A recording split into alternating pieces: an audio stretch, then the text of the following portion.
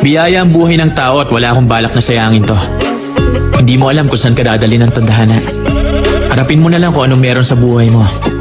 Sulitin ang bawat sandali ng buhay. Paano kung may time machine talaga? Babalik ka ba sa nakaraan para itama yung mga mali mo? Siguro ako hindi na. Kasi dahil sa mga mali kong yun, marami ako natutunan. At kung bakit ako matatag ngayon, dahil sa mga pinagdaanan ko nung nakaraan. Wala namang perpektong tao, lahat nagkakamali. Ang mahalaga ay bumabangon tayo muli sa bawat pagkadapa natin. Mahalin mo na lang kung ano ka ngayon at kung anong meron ka. Dahil kung patuloy tayong kakapit sa nakaraan, baka yung mga bagay na meron ka ngayon, eh hindi mo na mapahalagahan.